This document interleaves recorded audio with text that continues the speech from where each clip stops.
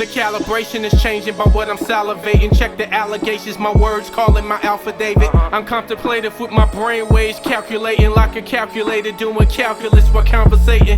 Overcompensating for the lack of common thinking, so the best results lead the game with an ultimatum. No backing down from my convictions. Before I butcher it, it's Elohin. Elohin. Elohin. Elohin. Elohin. Yeah. No crap. That's nasty. Okay, sweet. So it is. I was like, maybe I'm overthinking it. So, actually, this is interesting. So, for those who have, I guess this will be your first time because this is my first time. This is 2019. So, man, where do I start? So, it's been technically 3 years. Then we talk 27 into 2020 end of 2017. End of 2017. So 2 yeah. years. 2 years in the making. Yeah. And I'm really, really excited, man. You probably don't even know, but I remember you sent me one of the first drops I got when I started transitioning over to clean air media. Straight up? Yes. So I was super excited about that. I'm like, let me get into the drop game, and I was super, super excited. So just to give people a little, a better feel for you. I got 3 words, so I did my due diligence. You know what I'm saying? Because even though with blogs and everything, people swear or people feel that journalism is dead. I think it just evolved and changed. You know what I'm saying? With that being said, it's 3 words. Just check you out. Check out the website, notyouraverage-rapper.com, which I don't know how you got that. Cause I just knew somebody. I'm like, dog, somebody got this domain already. Bro, this is perfect. It was open. I was like, I'm going for it. It's easy to remember. Get it. I'm like, get it. Is no. I said, the backpackers, they messed up. Right. They dropped the ball. So, artist, husband, teacher. What do those 3 words mean to you? Artist, man. It's creativity, bro. Just, that's what I do. Is in my blood, it's in my DNA. That's, I believe, a huge part of my purpose, being here on earth is to do art, and infuse, the truth in art, man. Art is so important. It takes us, creatively, it takes us to a place where we're able to explore creativity through art. We're able to explore and get away from the problems of, our life through art a lot of times, So I love it, man. It's great. Husband, man. Yeah. The most important thing of all the titles, Absolutely. Husband, man, priest of the household, holding it down for the family, man. That, honestly, if I was just talking to a friend of mine about this, yesterday, if the husband part fails, nothing else matters. That's funny. A friend of mine made a post a while back. He was saying that people are successful in talking about areas that they're not successful at home. So don't become successful. I'm a motivational speaker, but then my marriage is just bold. It's just bold. Yeah. But I'm the best relationship counselor that you had ever heard of. I'm traveling all over the world talking about love and marriage, and I ain't even seen my wife in. Well, it's easy to give advice, but it's hard to take it. Absolutely. So, and the last one. Teacher. Man, I believe I have, God has given me the gift of teaching.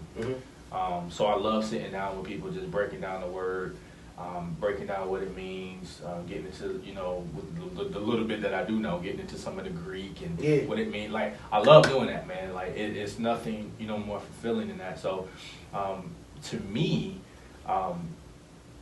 teaching and educating is what we need.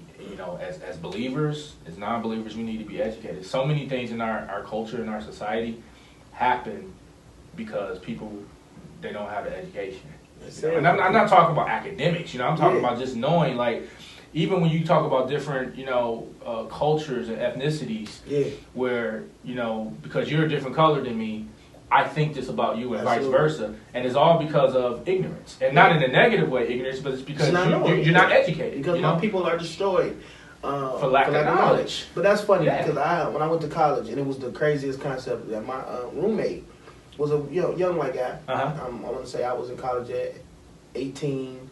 He had to be 20. He was a little bit older than me. I remember that conversation we was having. And he told me I was the first black person he had ever met in real life. Word. Like 20 That's years. crazy. So his whole perception was through television, this, that, and the fourth. So obviously we had some difficulties trying to because we were living together, Yeah. and I wasn't the most eloquent person. I'll say it like that. When I was 19 years old in college, Who is? man, right. Right. I don't know. I got one guy. I got one friend. I think he was. I mean, he was doing ministry on campus, and like he a special breed. But anyway, most of us, Right. it's a struggle. So now, just to get into the little background of it, because you're an older male. You know, you're not a young like teeny bopper. No. So, let's give a little bit of a timeline before we get into the whole shebang of it. So, Okay. So believer, Mm-hmm. teacher, husband, missionary. Yeah. What came first? Like where'd the egg come? Where the chicken, and like how did that? Right. So first it was believer. Mm-hmm. That started the timeline off. After believer, then came husband. How old were you when you was a believer? What you guys say? Ah, man.